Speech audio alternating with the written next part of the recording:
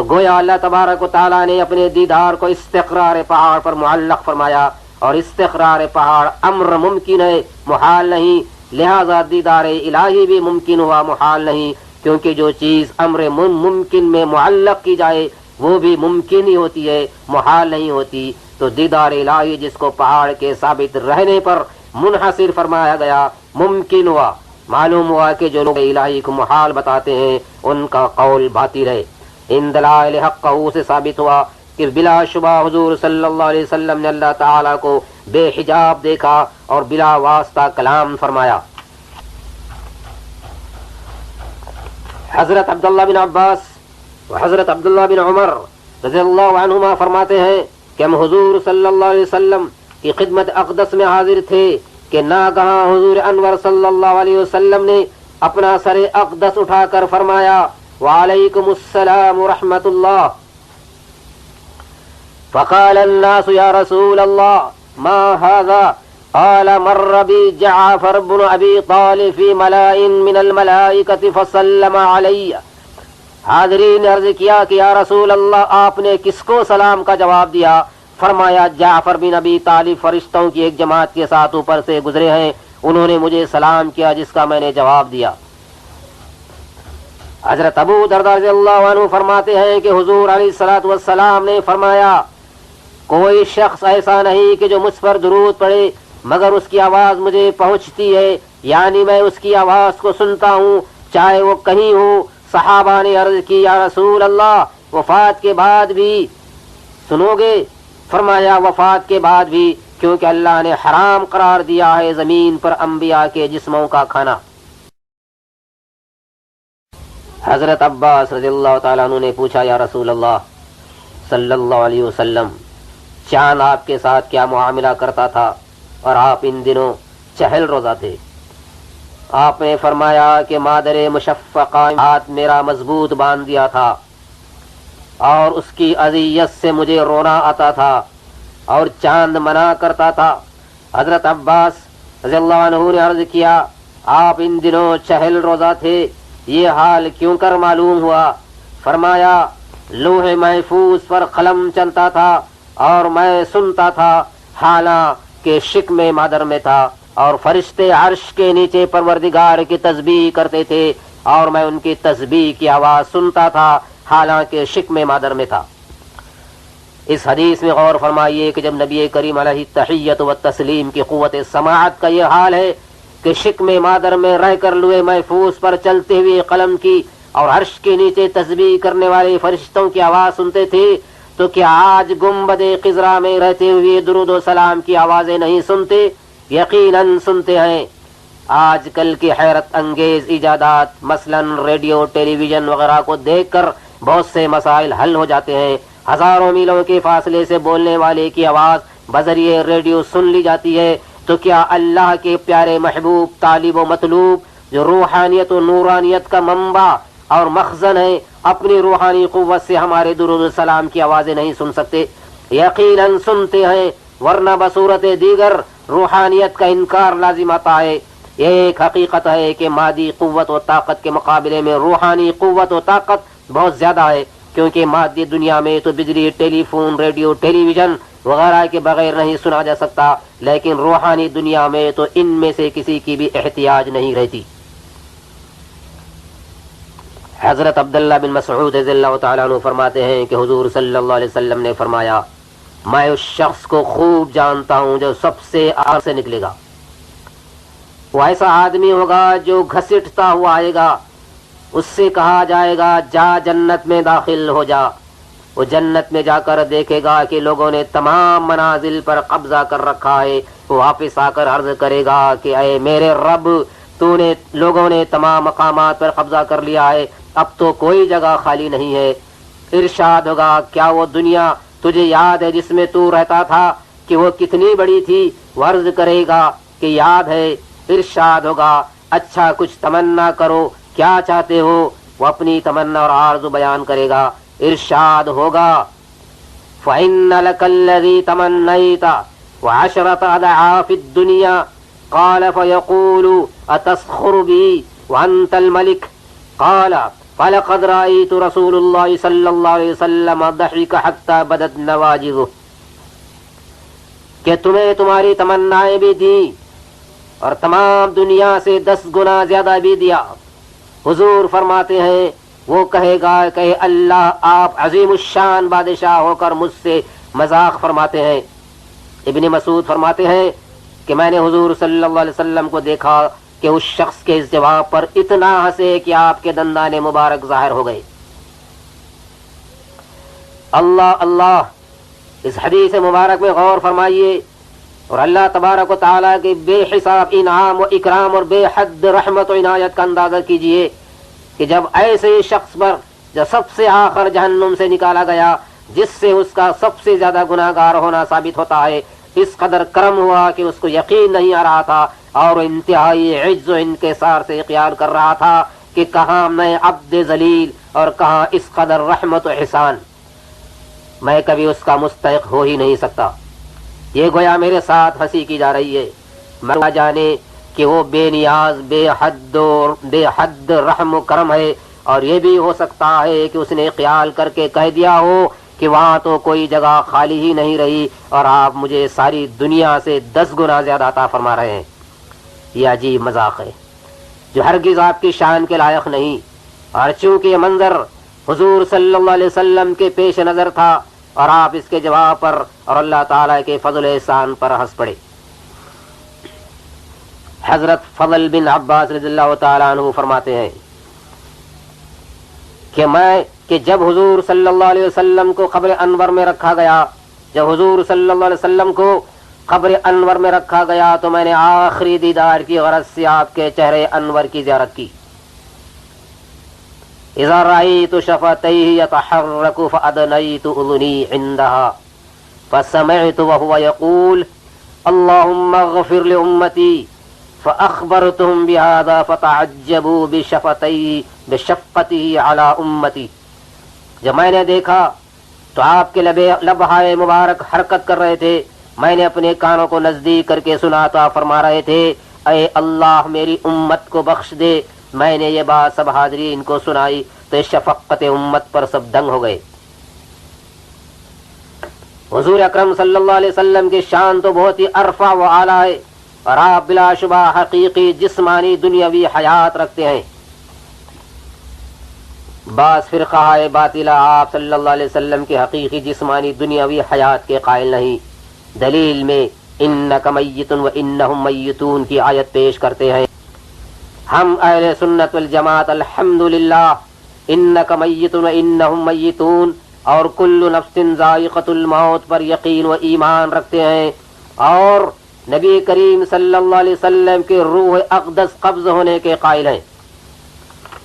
مگر روح اقدس قبض ہونے کے بعد حیات مقدسہ کے منکر نہیں، اس لیے کہ حیات کے معنی ہے صفت مصححۃ للعلم والقدرت والارادہ، ایسی صفت جو علم و قدرت سماع و بصر اور ارادے کو صحیح قرار دے، یعنی جس کی وجہ سے علم و قدرت وغیرہ کا ہونا ثابت ہو، اس صفت کا نام حیات ہے۔ اور نبی کریم صلی اللہ علیہ وآلہ آلہ وصحبہ مبارک وسلم کی یہ صفت قبض روح اقدس کے بعد بھی زائل نہیں ہوئی، وہ اس لیے کہ روح کا جسد میں ہونا حیات کا سبب ہے، روح کا جسد میں ہونا حیات کا سبب ہے، اور اللہ تعالیٰ اس بات پر قادر ہے کہ جو چیز سبب کے ساتھ ہوتی ہے وہ بغیر سبب کے کر دے، اور اس بات پر بھی قادر ہے کہ سبب ہو اور مسبب نہ ہو۔ دیکھو بچے کے وجود میں آنے کا سبب مرد اور عورت ہے، مگر اللہ تعالیٰ نے حضرت آدم و حوا اور عیسیٰ علیہ السلام کو بغیر سبب کے پیدا فرمایا، اور اسی طرح ہزاروں مرد اور عورتیں موجود ہیں مگر اولاد نہیں ہوتی، سبب ہے لیکن مسبب نہیں، تو ثابت ہوا کہ وہ اس بات پر قادر ہے کہ روح جو حیات کا سبب ہے وہ نہ ہو اور حیات ہو، اور اس پر بھی قادر ہے کہ روح ہو اور حیات نہ ہو۔ چنانچہ کفار کے جسموں میں روحیں تو ہیں مگر حیات نہیں، اس لیے اللہ تعالیٰ نے قرآن کریم میں ان کو مردے، گونگے، بہرے اور اندھے وغیرہ فرمایا، اور انبیاء و اولیاء، صدیقین و شہداء کے جسموں میں سے روحیں قبض ہوئیں مگر حیات ہے، اس لیے قرآن پاک اور احادیث مبارکہ میں ان کو زندہ فرمایا گیا، جیسا کہ اوپر بیان ہو چکا۔ ستون حنانہ کا رونا، پتھروں کا کلمہ پڑھنا، آپ کی دعوت پر درخت کا زمین چیرتا ہوا آنا اور واپس جانا، صحیح احادیث سے ثابت ہے۔ تو غور فرمائیے، جو رب تعالی لکڑی اور پتھر کے اندر بغیر روح کے حیات پیدا کر سکتا ہے، کیا وہ انبیاء و اولیاء کے اندر نہیں کر سکتا؟ ضرور کر سکتا ہے۔ اور اگر بدن کے اندر روح کا ہونا یہ حیات مانا جائے تو پھر حی وہ ہوگا جس کے بدن میں روح ہوگی، تو پھر اللہ تعالیٰ کو حی ہرگز ثابت نہ کر سکو گے، کیونکہ وہ بدن سے منزہ ہے۔ بدن سے روح کا قبض ہونا موت عادی اور حیات کا زائل ہونا موت حقیقی ہے۔ اسی طرح بدن کے اندر روح کا ہونا حیات عادی اور بدن میں صفت علم و قدرت سمع و بصر کا ہونا حیات حقیقی ہے۔ اور نبی کریم صلی اللہ علیہ وسلم کے اندر بعد وفات بھی علم و قدرت سمع و بصر اور ارادہ ہے، تو آپ حیات ہوئے۔ اور یہ حیات ایک آن کے لیے بھی ظاہر نہیں ہوئی، جس کی کئی ایک مثالیں اور ثبوت پیش کیے جا سکتے ہیں۔ حضرت انس رضی اللہ تعالیٰ عنہ فرماتے ہیں کہ حضور اکرم صلی اللہ علیہ وسلم نے فرمایا الانبیاء احیاء فی قبورہم یصلون، اور فرمایا ان علمی بعد موتی کا علمی فی حیاتی، او کما قال صلی اللہ علیہ وسلم، وقال ان اللہ حرم علی الارض ان تاکل اجساد الانبیاء فنبی اللہ حی یرزق۔ لہذا اگر قبر انور میں بخشش امت کی دعا فرمائے تو کیا تعجب ہے؟ آپ کے غلاموں کو آپ کی غلامی اور اتباع کی برکت سے مرتبہ اور مقام حاصل ہے کہ وہ زندہ ہیں، وفات کے بعد کلام کرتے ہیں۔ اس بارے میں اس قدر صحیح اور مستند روایات ہیں کہ اگر سب کے سب قلم بند کیے جائیں تو کئی ضخیم جلدیں بن جائیں۔ چند روایات سماعت فرمائیں۔ حضرت عبداللہ بن عبید اللہ انصاری رضی اللہ عنہ فرماتے ہیں، ان لوگوں میں سے ہوں جنہوں نے حضرت ثابت بن قیس کو دفن کیا تھا۔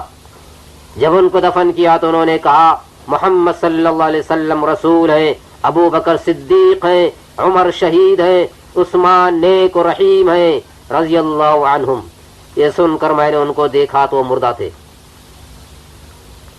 حضرت نعمان بن بشیر رضی اللہ عنہ فرماتے ہیں کہ زید بن خارجہ انصاری رضی اللہ عنہ کا انتقال ہو گیا۔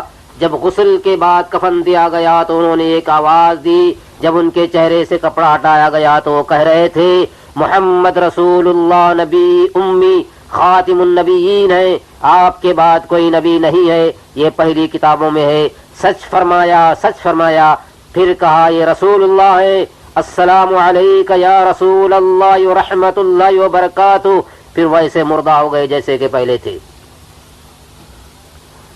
حضرت منہال بن عمر تابعی رضی اللہ عنہ فرماتے ہیں کہ خدا کی قسم میں نے دیکھا کہ جب حضرت امام حسین رضی اللہ عنہ کا سر مبارک دمشق میں پھرایا گیا تو سر کے آگے ایک شخص سورہ کہف پڑھتا جا رہا تھا۔ جب اس آیت پر پہنچا ان اصحاب الکہف والرقیم کانوا من آیاتنا عجبا، بلا شبہ اصحاب کہف اور رقیم ہماری نشانیوں میں سے عجیب نشانی تھے۔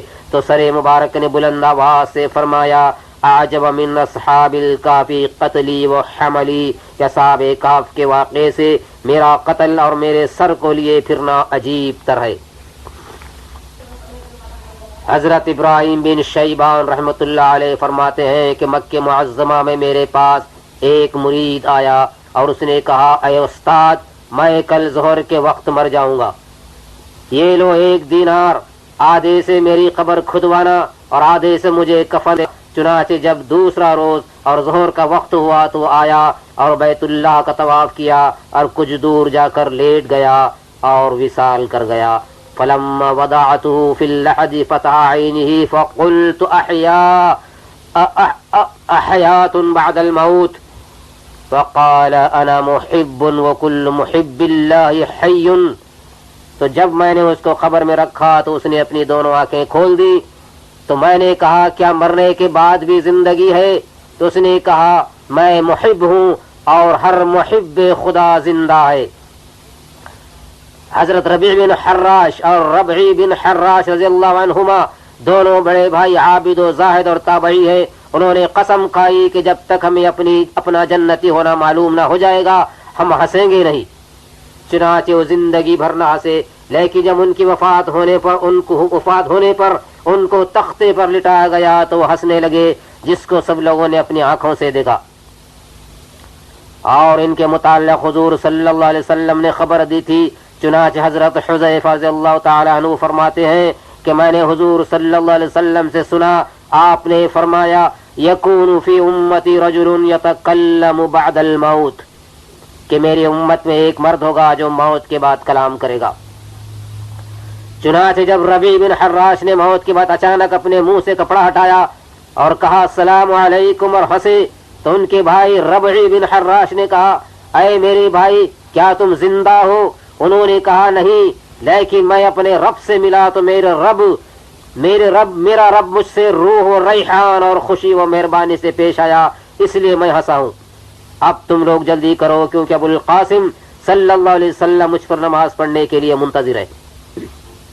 یہ واقعہ ام المومنین حضرت عائشہ صدیقہ رضی اللہ تعالیٰ عنہا کے سامنے جب ذکر کیا گیا تو انہوں نے اس کی تصدیق کی اور فرمایا بے شک نبی کریم صلی اللہ علیہ وسلم فرماتے تھے کہ میرا ایک امتی مرنے کے بعد کلام کرے گا۔ یہ چند روایات ان لوگوں کے متعلق ہے جنہوں نے وفات کے بعد قبل از دفن کلام کیا ہے، اور دفن کے بعد کلام کرنا تو بہت ہی کثرت سے آیا ہے۔ چنانچہ سماعت فرمائیے امیر المؤمنین حضرت ابو بکر صدیق رضی اللہ تعالیٰ عنہ نے اپنے وصال سے پہلے امیر المؤمنین حضرت علی کرم اللہ تعالیٰ وجہ سے فرمایا اے علی، جب میری وفات ہو جائے تو مجھے تم اپنے انہی ہاتھوں سے غسل دینا جن ہاتھوں سے تم نے رسول اللہ صلی اللہ علیہ وسلم کو غسل دیا تھا، اور پھر میرا جنازہ آپ صلی اللہ علیہ وسلم کے حجرہ مبارک کے سامنے رکھ دینا۔ اگر دروازہ کھل جائے اور قبر انور سے آواز آئے کہ ابو بکر کو اندر لے آؤ تو تب تو مجھے حجرہ مبارک میں دفن کرنا، ورنہ جنت البقیع مومنین کے قبرستان میں مجھے دفن کر دینا۔ چنانچہ صحابہ کرام رضی اللہ تعالیٰ عنہم آپ کو حجرہ مبارکہ کے سامنے لے گئے اور سلام عرض کرنے کے بعد کہا یا رسول اللہ یہ ابو بکر ہے۔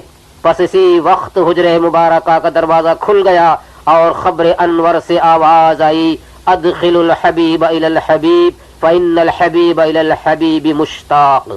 تفسیر کبیر۔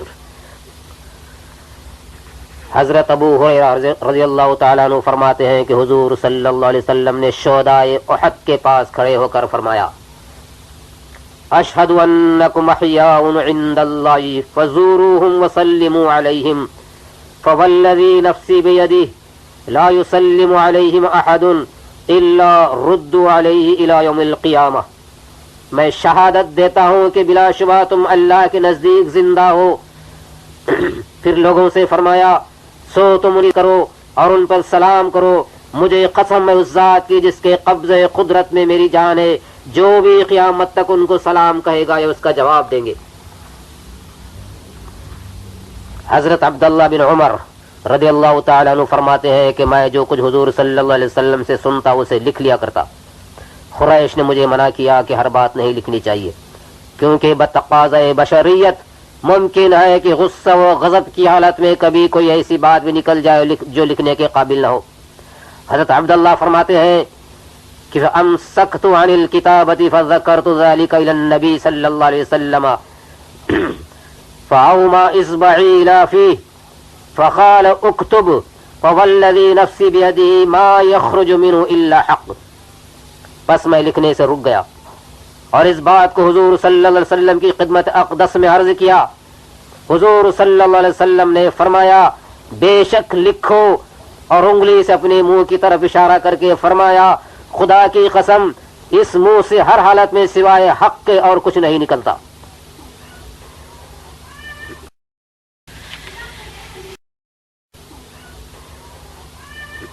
حضرت ابو امامہ رضی اللہ تعالیٰ عنہ فرماتے ہیں کہ مدینہ منورہ میں ایک بے شرم اور بد زبان عورت تھی۔ ایک دفعہ وہ حضور صلی اللہ علیہ وسلم کے پاس سے گزری، آپ اس وقت سرید کھا رہے تھے، اس نے بھی اس میں سے مانگا، آپ نے اس کو اس میں سے کچھ دے دیا جو آپ کے آگے رکھا تھا۔ وہ بولی میں یہ نہیں چاہتی بلکہ وہ جو آپ کے منہ میں ہے۔ آپ نے وہی جو آپ کے دہنے مبارک میں تھا نکال کر اس کو دے دیا، کیونکہ آپ سائل کے سوال کو رد نہیں کرتے تھے۔ وہ کھا گئی۔ جب وہ لقمہ اس کے پیٹ میں گیا تو اس پر ایسی حیا طاری ہو گئی کہ وہ حیا میں تمام عورتوں سے بڑھ گئی۔ حضرت عمران بن حسین رضی اللہ عنہ فرماتے ہیں کہ ہم ایک سفر میں حضور صلی اللہ علیہ وسلم کے ہمراہ تھے. جب لوگ سخت پیاسے ہوئے تو انہوں نے حضور صلی اللہ علیہ وآلہ وصحابہ وبارک وسلم کی خدمت میں پیاس کی شکایت کی. حضور صلی اللہ علیہ وسلم نے حضرت علی شیر خدا کرم اللہ تعالی وجہہ اور ایک اور شخص کو بلا کر فرمایا کہ تم دونوں جاؤ، تمہیں فلاں مقام پر ایک عورت پانی کی 2 پگھالیں لادے ہوئے اونٹ پر سوار ملے گی، اس کو میرے پاس لے آنا. وہ دونوں حضرات گئے اور انہوں نے اسے پا لیا اور پوچھا کہ پانی کہاں سے لائی ہے. اس نے کہا کہ میں کل اس وقت وہاں سے چلی تھی. انہوں نے کہا کہ تجھے رسول اللہ صلی اللہ علیہ وسلم بلاتے ہیں. اس نے کہا کون رسول؟ وہی جنہوں نے نیا دین نکالا ہے. انہوں نے کہا اللہ کے سچے رسول ہیں اور حق لے کر آئے ہیں، اور اس کو ساتھ لے کر آ گئے. حضور صلی اللہ علیہ وسلم نے ایک برتن منگوایا اور انہیں پگالوں سے پانی لے کر اس میں کلی کی اور اس کو انہی پگالوں میں ڈلوا دیا اور لوگوں میں اعلان کر دیا کہ آؤ خود بھی پیو اور جانوروں کو بھی پلاؤ. چنانچہ سب لشکر نے پیا اور پلایا. وہ عورت کھڑی سب کچھ دیکھتی رہی. حضرت عمران فرماتے ہیں جب ان پگالوں کا منہ باندھ دیا گیا تو خدا کی قسم یوں معلوم ہوتا تھا کہ پہلے سے زیادہ بھری ہوئی ہیں. حضور علیہ الصلوۃ والسلام نے فرمایا کہ اس عورت کو کچھ جمع کر کے دے دو. چنانچہ کھجوریں، آٹا، ستو بہت کچھ جمع کر کے اس کو دے دیا گیا. تو حضور صلی اللہ علیہ وسلم نے اس سے فرمایا کہ تو جانتی ہے کہ واللہ ہم نے تیرے پانی سے کچھ کم بھی نہیں کیا اور اللہ تبارک و تعالیٰ نے ہمیں پلا بھی دیا. راوی فرماتے ہیں کہ وہ عورت اپنے قبیلے میں پہنچی تو اس نے ان سب کو لوگوں نے کہا تجھے کس نے روک لیا تھا؟ وہ بولی ایک عجیب واقعہ پیش آیا کہ مجھ کو 2 شخص اس کے پاس لے گئے جس نے نیا دین نکالا ہے، اور وہ واقعات جو وہاں گزرے تھے بیان کر کے کہا یا تو زمین و آسمان کے درمیان اس سے بڑا کوئی جادوگر نہیں، یا وہ بے شک اللہ کے سچے رسول ہیں. اس واقعے کے بعد مسلمان مجاہدین اس قبیلے کے اطراف و جوانب تاخت و تاراج کرتے تھے، لیکن اس قبیلے کا قصد نہیں کرتے تھے. ایک روز اس عورت نے اپنے قبیلے سے کہا میں دیکھتی ہوں کہ مسلمان تمہیں قصدن چھوڑ دیتے ہیں، کیا تم مسلمان ہونا مناسب سمجھتے ہو؟ لوگوں نے اس کی اطاعت کی اور وہ کل قبیلہ مسلمان ہو گیا. حضرت سہل بن سعد رضی اللہ عنہ فرماتے ہیں کہ فتح خیبر کے دن حضرت علی کرم اللہ تعالی وجہہ کی آنکھوں پر آشوب تھا. حضور صلی اللہ علیہ وسلم نے انہیں بلایا. فبصق رسول اللہ صلی اللہ علیہ وسلم فی عینیہ ودعا له حتی کان لم یکن به وجع، اور اپنا لعاب دہن ان کی آنکھوں میں ڈال دیا اور دعا فرمائی تو فوراً تندرست ہو گئے، گویا کبھی درد چشم ہوا ہی نہ تھا. امام المسلمین امام اعظم ابو حنیفہ رضی اللہ عنہ فرماتے ہیں کہ علی من رمد به دویتہ من خیبر فشقا بتی من لماکا، اور خیبر کی لڑائی میں جبکہ حضرت علی کرم اللہ وجہہ کو آشوب ہوا تو آپ کے لبے مبارک لگانے سے اسی وقت شفا ہو گئی.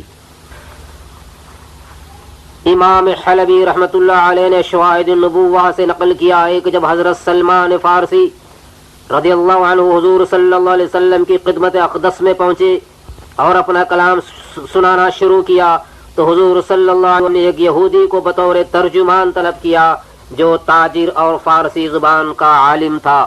اس نے حضرت سلمان کا کلام سنا. حضرت سلمان نے اپنے کلام میں حضور صلی اللہ علیہ وسلم کی تعریف اور ان لوگوں کی برائی کی تھی جو لوگوں کو حضور صلی اللہ علیہ وسلم کے پاس جانے سے روکتے تھے.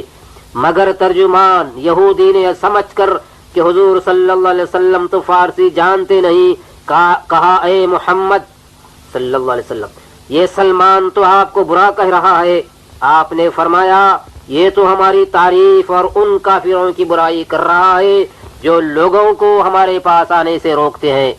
یہ سن کر یہودی نے کہا وقال اليهودي يا محمد قد كنت قبل هذا اتهمك والآن تحقق عندي انك رسول الله واشهد ان لا اله الا الله واشهد انك رسول الله.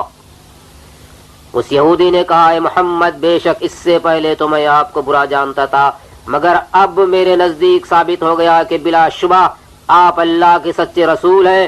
پس میں گواہی دیتا ہوں کہ اللہ کے سوا کوئی عبادت کے لائق نہیں اور بے شک آپ اللہ کے رسول ہیں. اس کے بعد حضور صلی اللہ علیہ وسلم نے جبرائیل امین سے فرمایا کہ سلمان کو عربی سکھا دو. تو جبرائیل نے فرمایا آپ سلمان سے کہیے کہ وہ آنکھیں بند کر لیں اور منہ کھول دے. انہوں نے ایسا ہی کیا تو جبرائیل نے ان کے منہ میں تھوکا، پر حضرت سلمان نے فصیح عربی بولنی شروع کر دی. حضرت زید بن ارقم اور حضرت انس رضی اللہ تعالی عنہما فرماتے ہیں کہ حضور صلی اللہ علیہ وسلم کے ساتھ مدینہ طیبہ کے ایک راستے سے گزرے تو وہاں ایک اعرابی کا خیمہ نصب تھا. خیمے کے باہر ایک ہرنی بنی ہوئی تھی اور قریب ہی وہ اعرابی زمین پر دھوپ میں سویا ہوا تھا. اس ہرنی نے 3 مرتبہ حضور صلی اللہ علیہ وسلم کو یا رسول اللہ کہہ کر پکارا. آپ نے فرمایا تجھے کیا مشکل پیش آ گئی؟ ہرنی نے کہا کہ اس اعرابی نے مجھے پکڑ کر باندھ دیا ہے اور میرے بہت چھوٹے 2 بچے اس جنگل کے فلاں پہاڑ میں ہیں، آپ مجھے آزاد کر دیں تاکہ میں ان کو دودھ پلا کے آ جاؤں. فرمایا کیا واقعی واپس آ جائے گی؟ اس نے کہا اگر میں واپس نہ آؤں تو اللہ مجھے دردناک عذاب دے. آپ نے اسے چھوڑ دیا. چنانچہ وہ گئی اور بچوں کو دودھ پلا کر جلدی واپس آ گئی. آپ نے اسی طرح اس کو باندھ دیا. اتنے میں اعرابی جاگ پڑا تو اس نے آپ کو دیکھ کر کہا آپ کیسے تشریف لائے ہیں؟ آپ نے فرمایا اس ہرنی کو چھوڑ دے.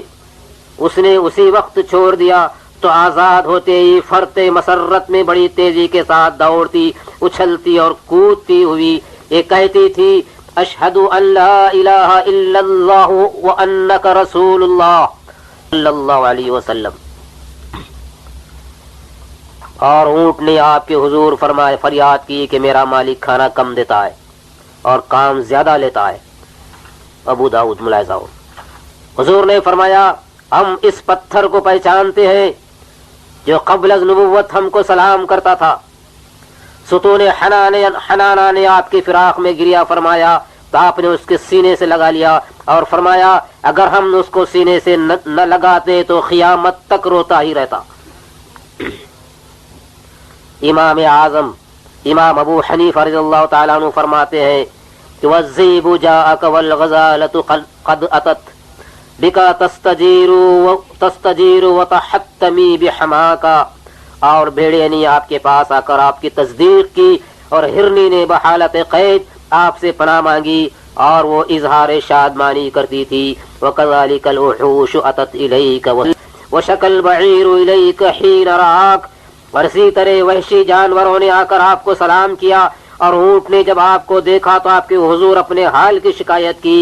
وَدَعُوتَ أَشْجَارًا أَتَتْكَ مُطِيعَةً وَسَعَتْ إِلَيْكَ مُجِيبَةً لِنِدَاكَ. اور آپ نے درختوں کو بلایا تو تعمیر ارشاد کرتے ہوئے آپ کے حضور دوڑ کر حاضر ہو گئے اور آپ کی صداقت کی گواہی دی. وَعَلَيْكَ ظَلَّلَتِ الْغَمَامَةُ فِي الْوَرَى وَالْجِزْعُ ان الى کریم لقاکا. اور بادلوں نے آپ پر سایہ کیا اور ستون حنان آپ کے فراق میں رویا. حضرت ابن عباس رضی اللہ عنہ فرماتے ہیں کہ ایک شخص زماد نامی یمن کے قبیلے والا ازو شنوا سے مکے میں آیا تو اس نے بعض لوگوں کے کہتے ہوئے سنا کہ محمد کو جن ہے یا جنون نعوذ باللہ. تو اس نے کہا کہ میں ایسے بیماروں کا علاج اور منتر اچھا جانتا ہوں. میرے ہاتھ سے بہت لوگ شفایاب ہوئے ہیں، مجھے دکھاؤ وہ کہاں ہے. لوگ اس کو حضور صلی اللہ علیہ وسلم کے پاس لے آئے. جب وہ حضور اکرم صلی اللہ علیہ وسلم کی خدمت اقدس میں آ کر بیٹھا آپ نے اسی وقت یہ پڑھا الحمدللہ نحمدہ ونستعینہ ونؤمن بہ ونتوکل علیہ ونعوذ باللہ من شرور انفسنا ومن سیئات اعمالنا من یهد اللہ فلا مضل له ومن یضللہ فلا ہادی له واشہد ان لا الہ الا اللہ واشہد انی رسول اللہ. ہم اللہ ہی کی تعریف کرتے ہیں اور اسی سے مدد مانگتے ہیں اور اسی پر ایمان لاتے ہیں اور اسی پر توکل کرتے ہیں. نفس کی شرارتوں اور برے اعمال سے اسی کی پناہ مانگتے ہیں. جس کو ہدایت دے اس کو کوئی گمراہ اور جس کو وہ گمراہ کر دے اس کا کوئی ہادی نہیں. اور میں گواہی دیتا ہوں کہ اللہ کے سوا کوئی عبادت کے لائق نہیں اور میں اس کا رسول برحق ہوں. زماد نے سن کر کہا پھر پڑھیے. حضور صلی اللہ علیہ وسلم نے دوبارہ پڑھا ضماد نے کہا واللہ لقد سمعت قول الکہنۃ وقول السحرہ وقول الشعراء فما سمعت مثل هؤلاء الكلمات وَلَقَدْ بَلَغْنَا قَامُوسَ الْبَحْرِ فَحَلُمَّ يَدَاكَ أُبَايعُكَ عَلَى الْإِسْلَامِ فَبَايِعْ۔ خدا کی قسم میں بہت سے کاہلوں، ساحروں اور شاعروں کا کلام سن چکا ہوں، لیکن ان کلمات کی مثل میں نے نہیں سنا۔ یہ تو معنن ایک بحر زخار اور دریائے بے کنار ہے۔ اپنا ہاتھ بڑھائیے، میں دین اسلام کو قبول کرتے ہوئے آپ کی بیعت کرتا ہوں۔ یہ کہہ کر وہ مسلمان ہو گیا، اور وہ جو اس کو لائے تھے حیران، وہ نادم ہو کر پھر گئے۔ حضرت سلمہ بن اکوا رضی اللہ عنہ فرماتے ہیں کہ ایک شخص حضور صلی اللہ علیہ وسلم کے سامنے بائیں ہاتھ سے کھانا کھا رہا تھا، فقال رسول اللہ صلی اللہ علیہ وسلم کل بیمینک، فقال لا استطیع، قال لا استطعت ما منعه الا الكبر، فقال فما رفع الى فیہ۔ تو حضور صلی اللہ علیہ وسلم نے اس کو فرمایا دائیں ہاتھ سے کھا۔ اس نے کہا کہ دائیں ہاتھ سے نہیں کھا سکتا، یعنی بیکار ہے۔ آپ نے فرمایا جا، آج سے بیکار ہی ہے۔ اس نے یہ جھوٹا عذر صرف تکبر سے کیا تھا، چنانچہ اس دن سے وہ ہاتھ ایسا بیکار ہوا کہ پھر کبھی منہ تک نہ آ سکا۔ حضرت انس رضی اللہ تعالیٰ عنہ فرماتے ہیں کہ ایک شخص وحی لکھتا تھا، وہ مرتد ہو گیا اور مشرکوں سے مل گیا۔ فقال النبی صلی اللہ علیہ وسلم ان الارض لا تقبلہ۔ تو حضور صلی اللہ علیہ وسلم نے فرمایا کہ بے شک اس کو زمین قبول نہیں کرے گی، یعنی اپنے اندر نہیں رکھے گی۔ لہذا جب وہ مر گیا اور مشرکوں نے اسے دفن کیا تو زمین نے باہر پھینک دیا۔ کئی دفعہ قبر کو گہرا کر کے دفن کیا گیا، مگر وہ جب بھی دفن کر کے واپس لوٹتے تو قبر باہر پھینک دیتی۔ حضرت ابو طلحہ رضی اللہ تعالیٰ فرماتے ہیں کہ وہ شخص قبر کے باہر ہی پڑا رہا، یہاں تک کہ اس کا جسم نیز تو نابود ہو گیا، مگر قبر یعنی زمین نے قبول نہ کیا۔ تمہارے منہ سے جو نکلی وہ بات ہو کے رہی۔ حضرت عقبہ رضی اللہ تعالیٰ عنہ فرماتے ہیں کہ حضور صلی اللہ علیہ وسلم نے فرمایا انی اعطیت مفاتیح خزائن الارض او مفاتیح الارض، بے شک میں زمین کے تمام خزانوں کی چابیاں دیا گیا ہوں۔ بخاری شریف ملاحظہ ہو۔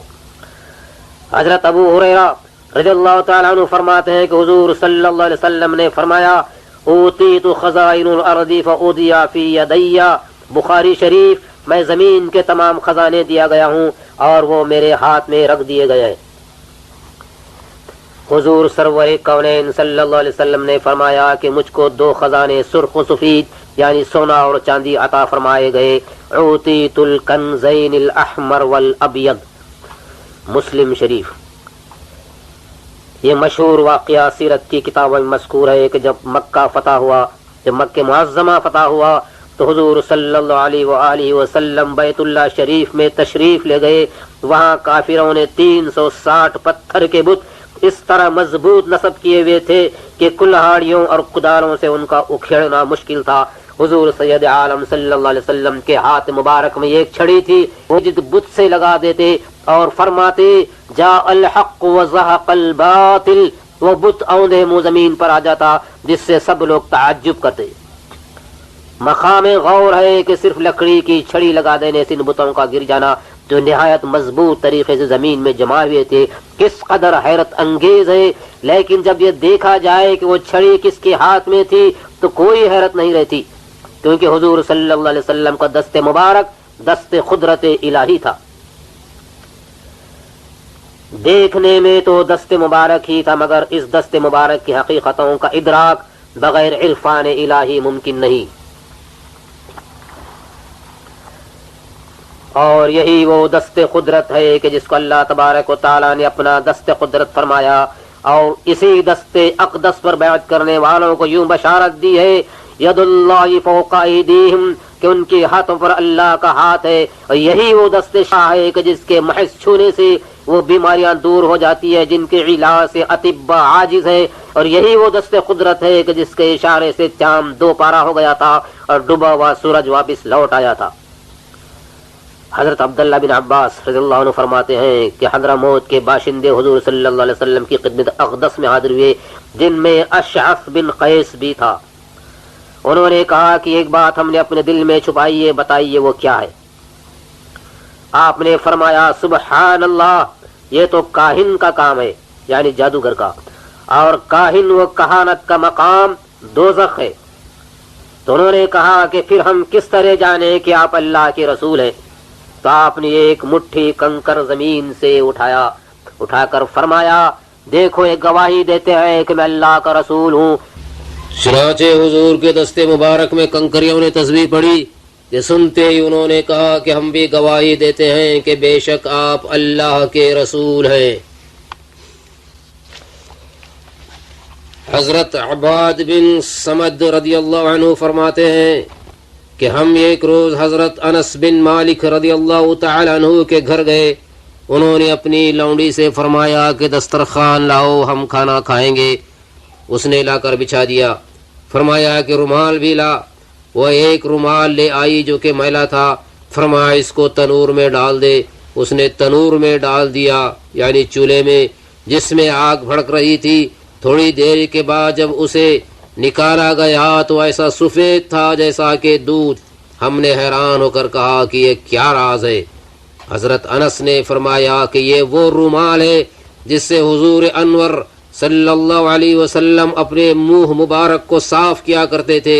جب یہ میلا ہو جاتا ہے تو ہم اس کو اسی طرح آگ میں دھو لیتے ہیں، کیونکہ جو چیز انبیاء کے چہروں پر گزرے آگ اسے نہیں جلاتی۔ عارف اکمل حضرت مولانا روم علیہ الرحمہ فرماتے ہیں اپنی مثنوی شریف میں اس واقع مبارک کو وہ لکھنے کے بعد فرماتے ہیں کہ اے دل ترسند از نار و عذاب باچنا دست بے کن اقتراب، چوں جماوے را چنا تشریف داد جان عاشق را چہا خواہد کشاد۔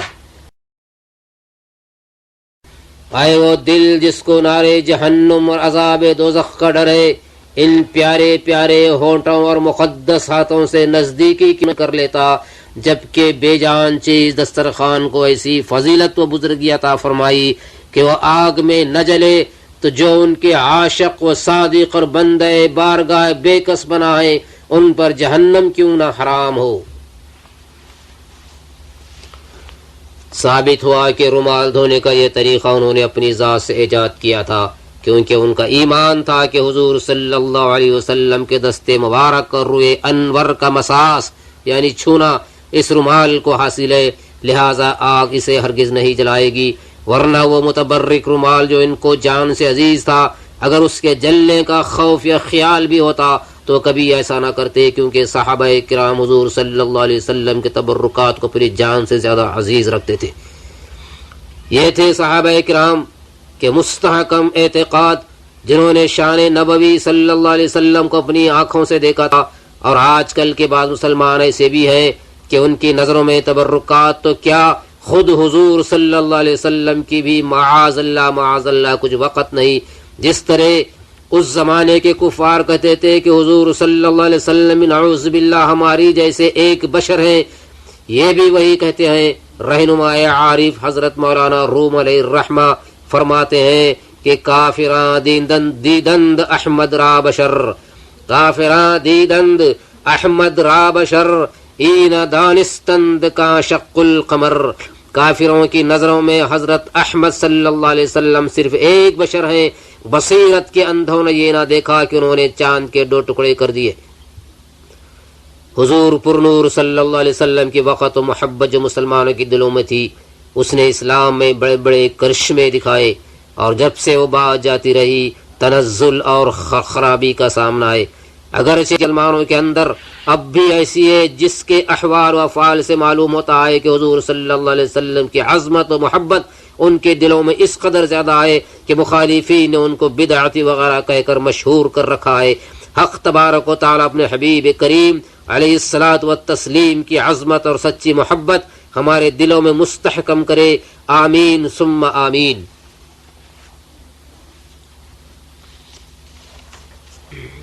حضور سرور کائنات مظہر قدرت الہی ہے، حضور سرور کائنات مظہر قدرت الہی ہے۔ چاند کو دو ٹکڑے کرنا اور عالم علوی و سفلی میں تصرف کرنا اسی قدرت سے متعلق ہے۔ جو لوگ اس مسئلے میں ناواقف ہیں ان کو بڑی دقتوں کا سامنا ہوتا ہے۔ وہ کہتے ہیں کہ اگر حضور صلی اللہ علیہ وسلم کی قدرت مان آئے تو شرک لازم آ جاتا ہے، اس لیے وہ اکثر معجزات کا انکار ہی کر دیتے ہیں۔ اور زمانے موجودہ میں وہابیوں نے اس قسم کے اصول قائم کیے، مگر اہل سنت و جماعت برابر معجزات کے قائل رہے ہیں اور ہیں۔ چنانچہ اسی جماعت کثیرہ کی وجہ سے یہ معجزے ہم تک پہنچے۔ اگر وہ حضرات معجزوں کی احادیث کو موضوع خیال کر کے اپنی کتابوں میں نہ لکھتے تو ہم تک یہ معجزے ہرگز نہ پہنچتے۔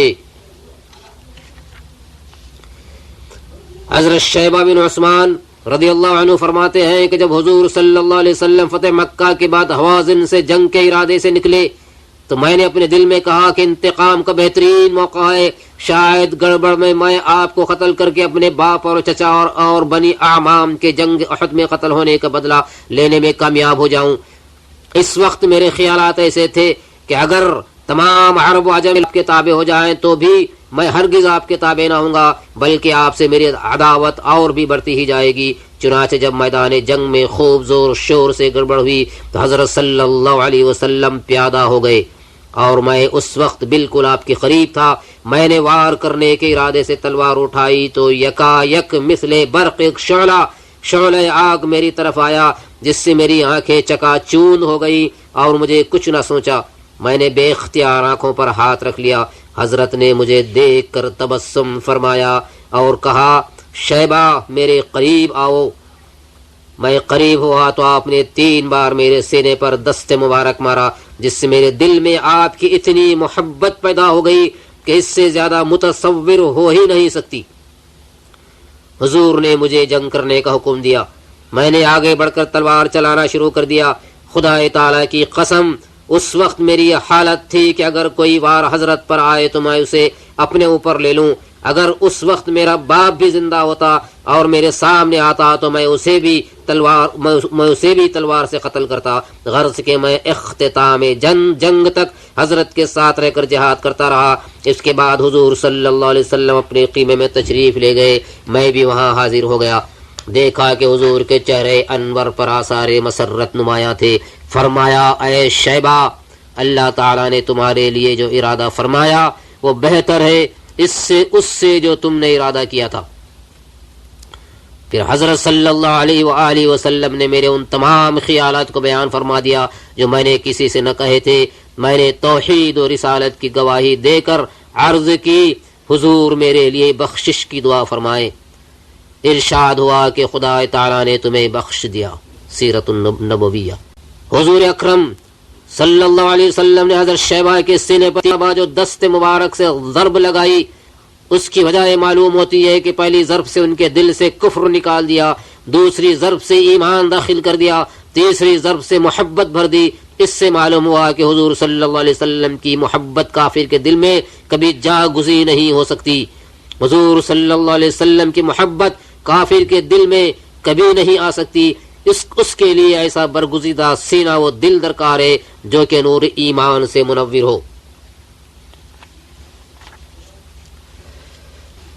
کفار مکہ کو جب یہ معلوم ہوا کہ جادو کا اثر کفار مکہ کو جب یہ معلوم ہوا کہ جادو کا اثر اجرام فلکی پر نہیں ہوتا، تو چونکہ وہ اپنے زعم باطل میں حضور صلی اللہ علیہ وسلم کو معاذ اللہ جادوگر سمجھتے تھے، اس لیے ایک روز جمع ہو کر آپ کی خدمت میں آئے اور نشان نبوت طلب کیا۔ فرمایا، کیا چاہتے ہو؟ کہنے لگے کہ اگر آپ سچے ہیں تو چاند کو 2 ٹکڑے کر کے دکھائیے۔ آپ نے فرمایا، آسمان کی طرف دیکھو۔ آپ نے فرمایا، آسمان کی طرف دیکھو، اور اپنی مبارک انگلی سے چاند کی طرف اشارہ فرمایا تو وہ 2 ٹکڑے ہو گیا۔ فرمایا، گواہ رہو۔ انہوں نے کہا، محمد صلی اللہ علیہ وسلم، محمد نے ہماری نظر بندی کر دی ہے۔ اللہ تبارک و تعالی نے آیت کریمہ نازل فرمائی، اقتربت الساعة وانشق القمر وَإِن يَرَوْا آيَةً يُعْرِضُوا وَيَقُولُوا سِحْرٌ مُسْتَمِرٌ۔ قریب آ گئی قیامت اور شق ہو گیا چاند، اور اگر یہ لوگ کوئی نشانی دیکھتے ہیں تو منہ پھیرتے ہیں اور کہتے ہیں یہ تو جادو ہے چلا آتا۔ حضور صلی اللہ علیہ وسلم کے معجزات میں سے ایک عظیم معجزہ ہے جسے شق القمر کہتے ہیں، اور تابعین کی ایک جماعت سے صحیح احادیث مبارکہ میں اس معجزہ عظیمہ کا بیان ہے۔ بعض محدثین و مفسرین نے اس کے تواتر کا دعویٰ کیا ہے، اور ساری امت میں سلف سے خلف تک یہ اس قدر مشہور ہے کہ اس کا انکار کرنا بے دینی اور عقل و انصاف سے دشمنی ہے۔ آج کل کے بعض فتنہ پرور لوگ جہاں اور بہت سی چیزوں کے منکر ہیں، وہاں اس عظیم الشان معجزے کے بھی منکر ہیں، اور کہتے ہیں کہ اگر ایسا ہوتا تو ساری دنیا کو اس کا علم ہونا چاہیے تھا، اور تواریخ کی کتابوں میں اس کا بیان ہونا ضروری تھا، لیکن ان کو معلوم نہیں کہ کسی واقعے کا تاریخ میں نہ ہونا اس کی تکذیب کا باعث نہیں ہو سکتا۔ بہت سے ایسے واقعہ ظہور میں آئے جن کا تاریخ میں نام و نشان آج تک نہیں ملتا،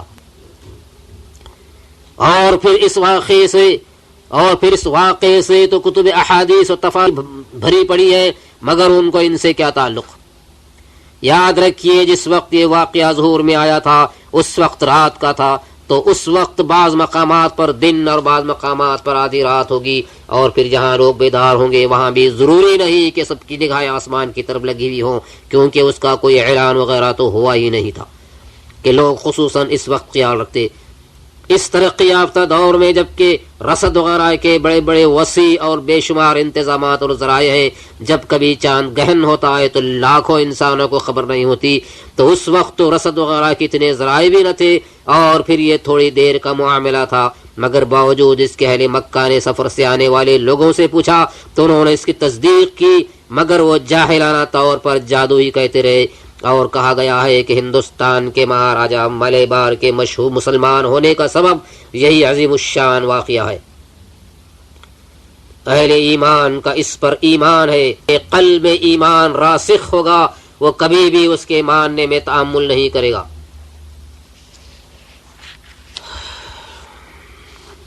بخاری میں حضرت جابر رضی اللہ تعالیٰ عنہ فرماتے ہیں کہ حدیبیہ میں لوگ پیاس کی شدت سے بہت پریشان تھے۔ دربار مصطفیٰ صلی اللہ علیہ وسلم میں حاضر ہو کر عرض کیا، حضور ہمارے پاس پانی نہیں ہے جس کو پئیں اور وضو کریں، سوائے اس پانی کے جو آپ کے پاس ایک لوٹے کے برابر برتن میں تھا۔ فوضع النبی صلی اللہ علیہ وسلم يده في الركوة وجعل الماء يفور بين أصابعه كأمثال العيون، قال فشربنا وتوضأنا، قيل لجابر كم كنتم؟